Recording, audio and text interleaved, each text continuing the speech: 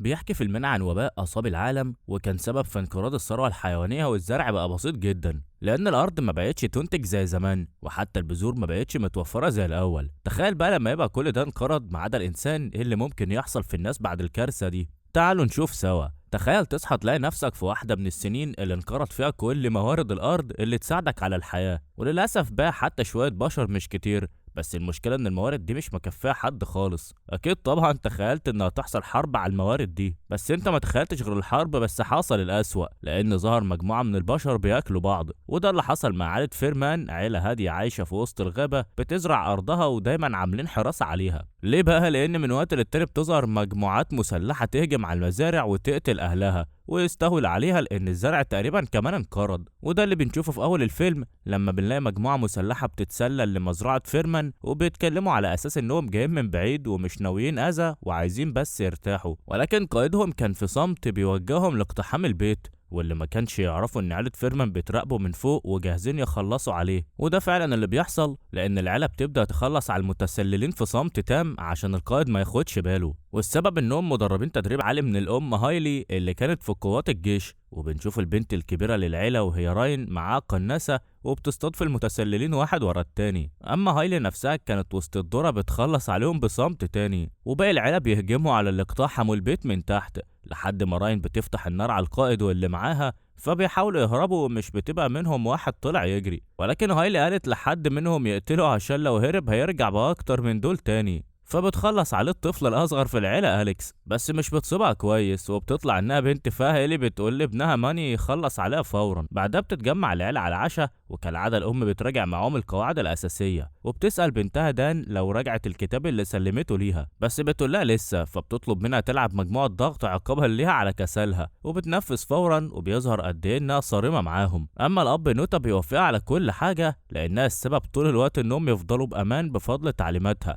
هايلي بتقول لابنها ماني يروح يسلم شوية من المحاصيل عشان مزرعتها ما بقتش تنتج زي الأول، إلا إن راين كانت عايزة تروح بس هايلي عرفتها إنها لسه بتتوه في الغابة وخطر عليها تمشي لوحدها. تاني يوم الصبح بنشوف العيلة بتمارس حياتها الطبيعية في الوقت ده، وأهمها هي التدريب على الضرب بالنار، وبيجمعوا المحاصيل وبيرعوا الأرض. وهايلي كانت متابعة دايما إشارة الراديو علشان لو حصل أي جديد لبقايا العائلات وتعرف لو فيه هجوم حصل قريب منهم فتاخد احتياطاتها. بنشوفها وهي بتتكلم في الراديو مع أوجستا اللي بتعرفها إن إشارة عيلة فيلمينج بقالها أسبوع مختفية، محدش عرف حصل لهم ايه، بس هتبعت حد من عندها تفقد احوالهم وتعرفها اخر الاخبار. وبيظهر من كلام الاتنين سوا ان بينهم صداقة قديمة، واوجستا بتحب انها تنقذ الاطفال اللي فقدوا عائلاتهم عشان كده بتحتاج لاكل كتير وهايلي بتساعدها. بنشوف ماني وهو بيجهز علشان يسلم الاكل لاوجستا وبيكون واخد سلاحه وبياخد عربيته وبيتحرك ناحية الغابة لحد ما بيوصل السياج الكهربائي وبيوقفهم عشان يعدي،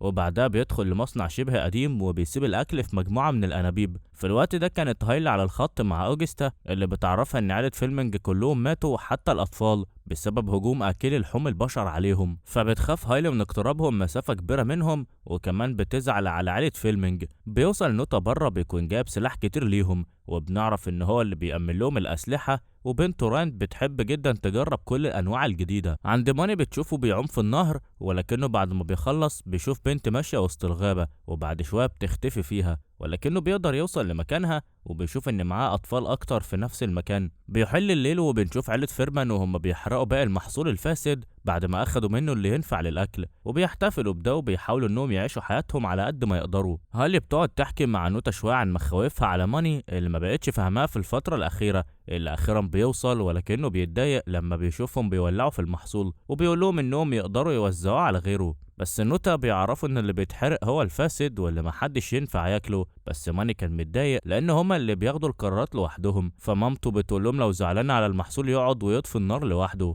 بيفتكر ماني لما كان طفل وعايش مع جده واهل مامته قبل اصابة العالم بالوباء، ويوم رجوع امه من الجيش اجازه ما كانش متعرف عليها ولا حتى فاكرها لانها والدته سافرت على طول. يعني بطبيعه الحال ما كانتش ام ليه قد ما كانت قائد للعيله، عشان كده ما فيش لغه تفاهم بينهم خالص. بنشوف ماني وهو خارج يتمشى من غير ما يقول لحد، والمره دي بيشوف البنت وهي بتعوم في النهر وبيرجع بيته يرسمها عشان تفضل في ذاكرته. بس بيتفاجئ بأمه داخلة عليه فبيقول لها تخبط قبل ما تدخل، بس هي بتعرفه إنها أمه وبتقول له هي مش عارفة ماله اليومين دول، خصوصا مع نوتا اللي قدر يهرب من بلده بعد المجازر اللي حصلت فيها بسبب قلة الأكل، وعدى الحدود الكندية ببنته راين اللي نجت معاه، ومن بعدها اتعرفوا وكونوا عيلة وباقي الأطفال مشتركين بينهم ما عدا ماني وراين. من يومها ونوتا تولى الاهتمام بالبيت وساعدهم كتير على حماية الأطفال، أما هايلي كانت اللي بتتولى تدريبهم، وبتحب تفكر ابنها إنهم عيلة، وبتعرفه إنه هيقوم بجولة تفقدية بره عشان يعرفوا آخر المستجدات وهيكون مع نوتا ودان. هايلي بتطلع تقعد مع أطفالها،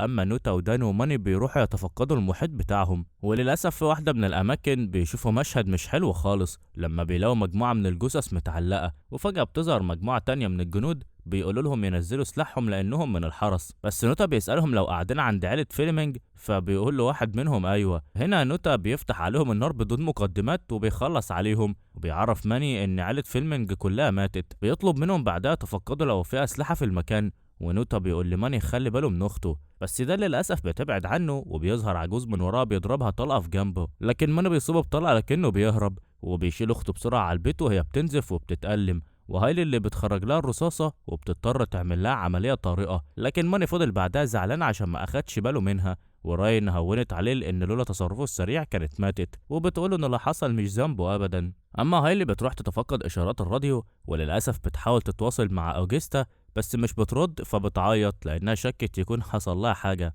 وبتخاف تكون فقدت صديقتها. بره كان ماني قاعد لوحده بس بيسمع صوت بره السياج الكهربي، وبتطلع عندها نفس البنت بتاع البحيره وبتطلب منه المساعده. تاني يوم الصبح هايلي بتجمع اطفالها وبتعرفهم ان في مجموعه من اكل لحوم البشر هجمت على المناطق القريبه منهم، وعلى كل واحد منهم يفضل متسلح طول الوقت ومستعد لقتل اي حد غريب من غير ما حتى ما يسال. وبتعرفهم كمان ان اوجستا مش بترد، ووارد يكون حصل هجوم عليهم ومهمتهم الاساسيه دلوقتي انهم يحافظوا على المزرعه ويحموا نفسهم.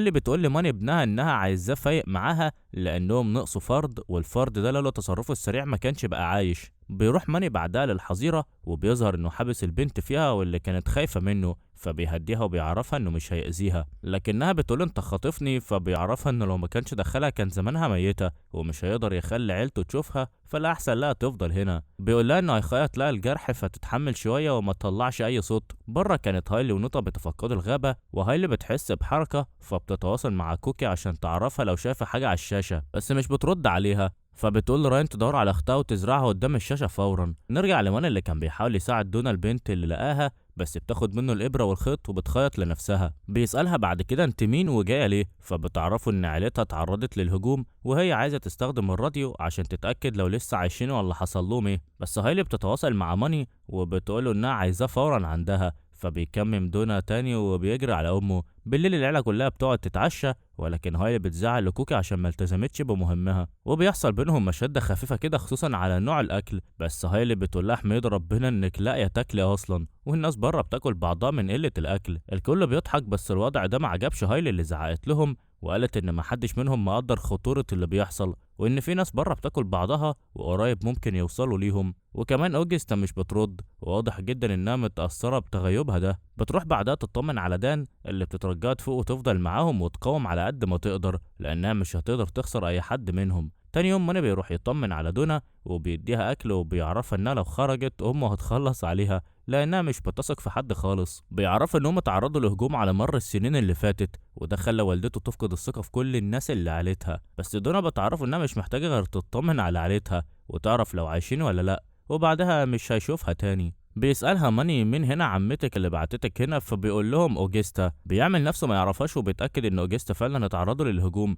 بتعدي الايام ودونا لسه في مكانها، وماني بيروح كل شويه يطمن عليها. وفي يوم قعدوا يتكلموا سوا وعرفته انها شافته وهو بيعوم في النهر، واللي عرفته بسببه من يومها وهي بتروح كل يوم تعوم هناك، بس هي حست بيه لما كان بيراقبها، وكلامها بيحرج ماني اللي بيقولها انه ما قصدش، فبتعرفه ان هي اللي كانت بتراقبه الاول. بتاخد منه جهاز الموسيقى وبتسمع في الاغاني وبترقص عليها. وقتها كانت هايلي بتدور عليه وحست بحركه في الحظيره، ولما فتحت الباب كانت صدمة ليها، فجرت دونا بره وقفلت على ابنها الباب وعرفته انه لو خرج هتخلص عليها. هايلي سألتها انت مين وايه اللي انت عايزاه، فعرفتها ان عيلتها تعرضت للهجوم ومش عايزة اكتر من انها تطمن عليها، بس هايلي بتضربها طلقة تحذيرية عشان ما تكذبش عليها. هنا دونا بتترجاها تسيبها، وعرفتها ان اوجستا اللي بعتتها ليها وقالت ان هي الوحيده اللي هتساعدها، لكن هايلي مش بتصدقها وبتقول لها انها تمشيها حالا، ولو خايفة على نفسها ما ترجعش هنا تاني. بس هايلي بتفتكر أول لقاء ليها مع أوجستا لما عربيتها عطلت في الطريق وهي راجعة من آخر أجازة ليها، ووافت أوجستا تساعدها والاتنين اتعرفوا من وقتها.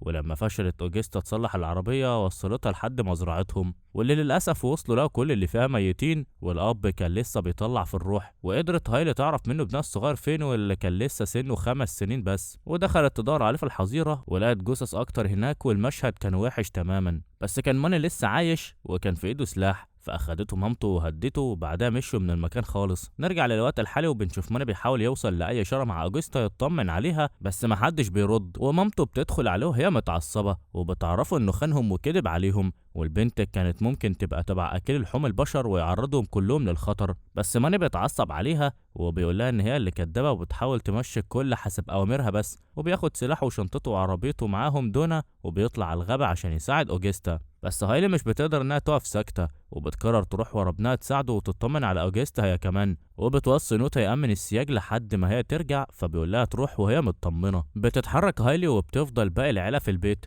اما ماني بيوصل مع دونا للغابه والمكان اللي كانوا بيستخبوا فيه، وبيكون هادي جدا. في البيت نوتا بيتفاجئ ان في اشاره جايه من عند السياج، فبيقول لراين تأمن البيت واختها دان ومحدش منهم يجي وراه، وده امر المره دي. بيطلع لحد السياج وبيلاقي حته منه مقطوعه، فبيستغرب ان الاسلاك واصله لكنها ما اشتغلتش. عند هايلي وصلت لبيت اوجستا، واللي شافته صدمها لانها لقت دم كتير في المكان، وفي براميل مليانه بعظم بشري وواضح انه لسه متاكل جديد. ففهمت على طول ان كل اللي هنا ماتوا بسبب اكل لحوم البشر، بس بتدور في باقي البيت يمكن تلاقي حد عايش. عند ماني بيوصل لواحده من العربيات اللي في المكان وبيطلع يتفقدها، ولكن بتصدمه دونا لما بتعرفوا ان هي جابته هنا قصده، وبتتاسف له لانهم اللي اجبروها تعمل كده. ومن بعدها بيشوف حد جاي يهجم عليه من ورا. نرجع لهايلي اللي كانت لسه بتتمشى في البيت، وبتوصل لأوضة أوجستا وبتاخد منها مجموعة مذكرات، بس بيهجم عليها واحد ضخم من وراه ويخنق فيها لحد ما بيغمى عليها. نرجع لنوتا اللي بيلاقي اختراق كبير في السياج ومش بيكون فاهم حصل ازاي، وهنا بيشوف راس غزال وبيستغرب لأن الحيوانات كلها ماتت، بس المفاجأة بيكون اتعمل له كمين، وبيطلع إن دول مجموعة مسلحة اقتحمت السياج وهجموا عليه وضربوه. وقتها راين بتشوف اللي بيحصل من كاميرات المراقبة،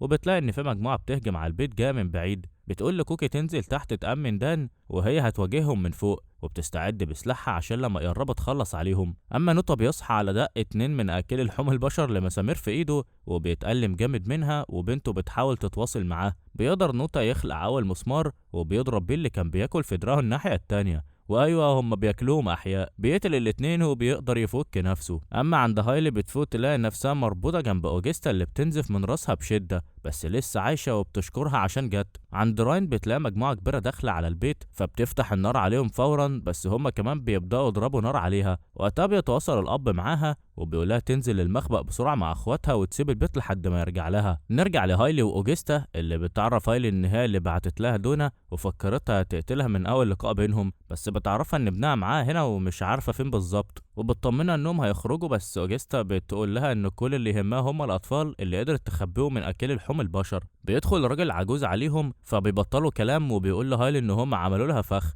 واوجستا عرفته ان عمره ما هيقدر يتغلب عليها بس قدر يجيبها هنا، وحاليا جماعته بتخلص على باقي عيلتها. بس هايلي بتقوله انه قاتل، فبيقول لها احنا شبه بعض، هي كمان بتقتل عشان تعيش، بس بتتعصب عليه وبتقوله لو ناوي يعمل حاجه يعملها ويبطل كلام، لكنه بياكل الشاب اللي وراهم وهو لسه حي وبيصرخ من الألم. بعدها بينتقل لأوجستا وبيذبحها قدام هايلي اللي بتحاول تخبي دموعها. أما عند ماني بيطلع إن محدش هجم عليه، إنما في 3 شباب غير دونا قدروا ينجوا من المجزرة اللي حصلت ومحتاجين مساعدته عشان يخرجوا من هنا. بس ماني قرر إنه ينقذ أوجستا الأول لأنه ميعرفش إن أمه هنا ولا حتى إن أوجستا ماتت. عند بيت هايلي كانوا المقتحمين خلاص دخلوا البيت، بس راين وكوكي استخبوا بسرعة في الملجأ. نرجع لهايلي اللي قدرت تضرب واحد من اكل لحوم البشر واخدت سلاحه، واول ما شافت العجوز اللي هو قاعد المجموعه دي بتخلص عليه، وبعدها بتخرج عشان تدور على الاطفال وابنها. عند نوتا بيرجع للملجأ وبيتسلح كويس قبل ما يوصلوا لهم، بس عرفوه ان دان خبوها فوق ولازم يجيبوها بسرعة، وطلب من بنته تطفي النور واستغل الوضع وخلص على المقتحمين.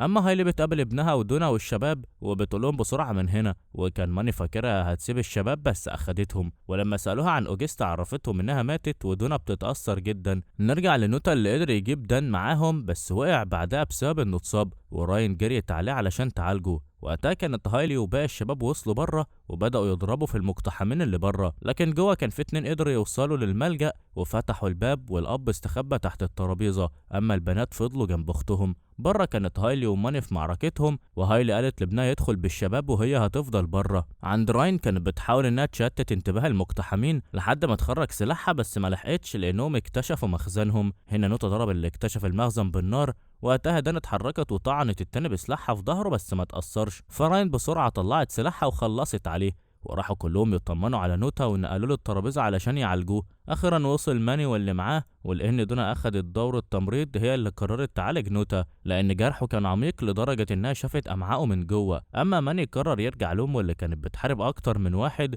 وللاسف ذخيرتها خلصت وبدأت تواجه بايدها، ولكن اتلم عليها اكتر من واحد وقطعوا فيها بالاسلحة، ووقعت وهي بتنزف، وماني انقذها في اللحظة الاخيرة وجري عليها عشان يشوفها لو لسه عايشة، بس هي وصته يخلي باله من نفسه وعرفته انها ما حبتش حد قده وبتخاف عليه، وبعدها ماتت. بيعدي اكتر من شهر وبنشوف الشباب وهم بيزرعوا الارض، ونوتا جوه بيحضر الاكل، ودونا بتحضر السفرة، وبيظهر ان الغايب الوحيد هي هايلي. بس المفاجأة لما بنلاقيها نازلة من على السلم وبتعرج، وبيظهر انها اتصابت لكن لسه عايشة، وبيتجمع الكل على السفرة وهم مبسوطين وفي امان. ولحد هنا بيخلص فيلمنا. سلام.